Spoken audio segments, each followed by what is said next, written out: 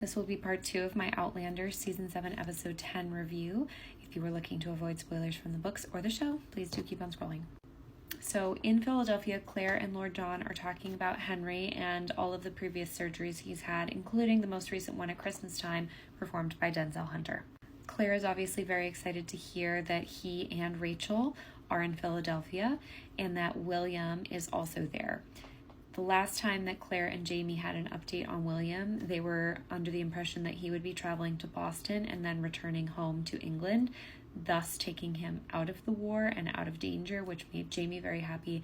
Obviously, that did not happen. He traveled down to Philadelphia to be with Lord John instead. We also get our first look at the relationship dynamic between Henry and Mercy Woodcock. You can tell how he looks at her so fondly. By that point, Denzel has come to meet Claire and discuss the surgery he performed on Henry around Christmas time. I really love when these two are together. I think the actors who play Denzel and Rachel do such a good job with their characters. I think they just bring so much energy into every scene they're in, and I really love having them interact with other core characters of the show. And I think for Claire, it's really refreshing for her to talk to someone who appreciates medicine and is as curious as she is, because the last person that she had that with was Malva Christie. She tells Denzel that she's planning on using ether in order to essentially knock Henry unconscious in order to perform this surgery on him. And to Denzel, that is a very unknown foreign concept to him, but one that he's very excited to help her with. We then finally get to see Rachel again, who is with William at the markets, and Rollo is with her there as well. At one point, he says to Rachel that he would rather remain in Philadelphia and be close to her than go to Boston and head back to England like he is supposed to, and it's very clear that he is quite fond of Rachel. I think in the books, it's even more obvious that he has feelings for her because all of his chapters are told in third person, but his point of view. So we get more insight into his thoughts and feelings about Rachel. And I think they did a great job really kind of letting the viewer in on those feelings just by the look on his face and the proximity he keeps with Rachel, how he's playful and flirty with her. And I also think this is one of our first examples to see him as a young man around the age that Jamie was when him and Claire first got together, and how he deals with all of these emotions that he's having towards Rachel.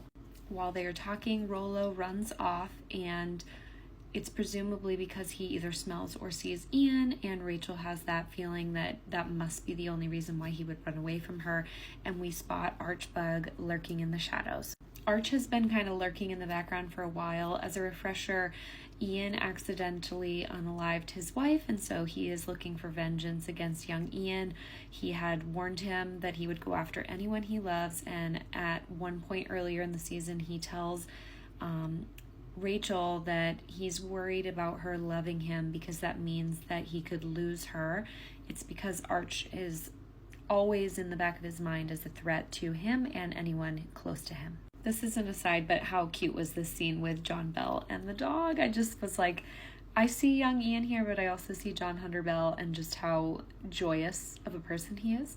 Then we cut back to Roger and Buck in Scotland, and this scene made me laugh because he is so uncomfortable with Galis making a move on him and knowing that she is his 3 times great-grandmother and Buck's mother. I really enjoy the choice of doing his internal monologue. It's funny, though, if you have subtitles up on the screen and you're reading the subtitles because you're not looking at his mouth, so you think that he's saying these things out loud even though he's not.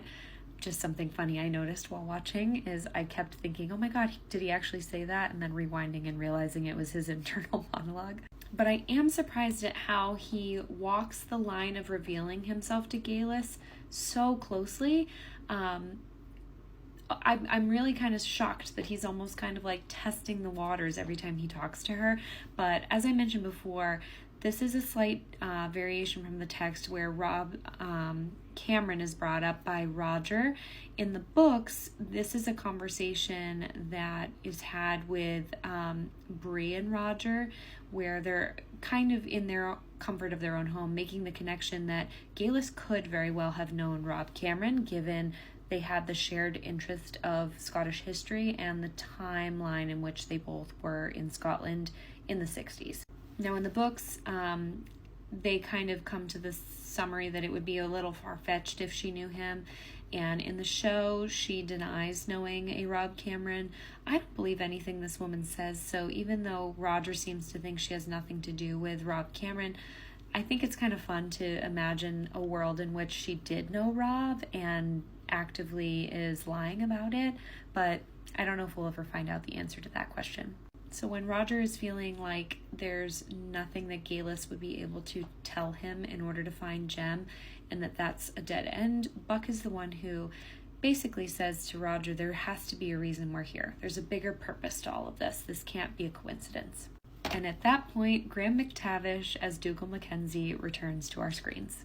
I actually really loved how this scene played out and how Roger is just completely taken aback by the presence of Dougal Mackenzie and realizing all of the people in the same room together, and I just thought it was perfect. There are so many key players to both his family history and storyline and Claire's stories that she's been telling Roger, and this scene actually happens in the book Written in My Own Heart's Blood, even though much of the events of the show currently are taken out of An Echo in the Bone. Back in Philadelphia, Claire has Henry under the ether and is performing surgery with the help of Denny and Mercy Woodcock. She is able to find the other musket ball in his intestine and successfully remove it. And while she is performing surgery, we see that Rachel and a very worried William are sitting in the parlor downstairs. Rachel points out to William that the fighting is likely to start up again soon and that once again they will find themselves as enemies. So much of William's storyline in the books is about him realizing just how brutal war can be. In the books, when we first meet him, he is so excited to go to war, to take part in it, to put the uniform on, to be like Lord John, his father. And over the course of time, he slowly starts to realize how many of his close relationships are strained because of which side he falls on. And Rachel is a very strong example of that for him. There are so many moments in the book that really kind of hammer home that concept, but I think the dialogue that they chose between these two characters is really effective in giving that impression without it taking forever to get to that kind of conclusion as a viewer.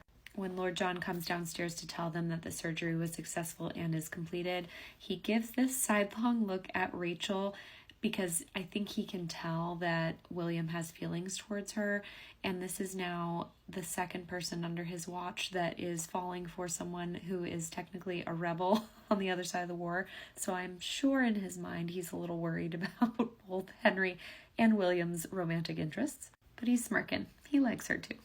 I really loved this shot of Claire Katrina Balfe. First of all, her side profile is everything, but it reminded me of these shots from season 1 when Claire steps out after performing surgery on a soldier and we see her side profile and looking out at the world wondering what the hell is going to happen to me next. I just thought there was a nice parallel here with the cinematography. Then Mercy joins Claire outside and they have a pretty candid conversation about her husband Walter, and Claire confirms to her that he did pass away at Fort Ticonderoga. Denny was unsure because he had retreated at that time, but Claire did go back and she's able to confirm for Mercy that he did die and that one of his dying wishes was that he was able to fix things and repair it with Mercy.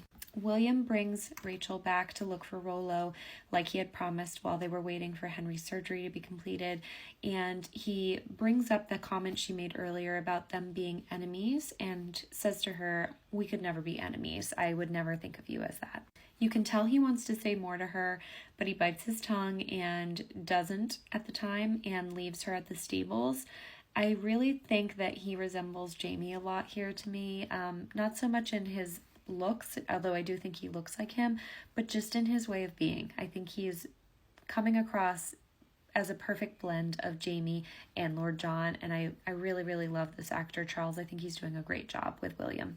So he leaves Rachel at the stables, and we all know what happens next, so come back for part 3.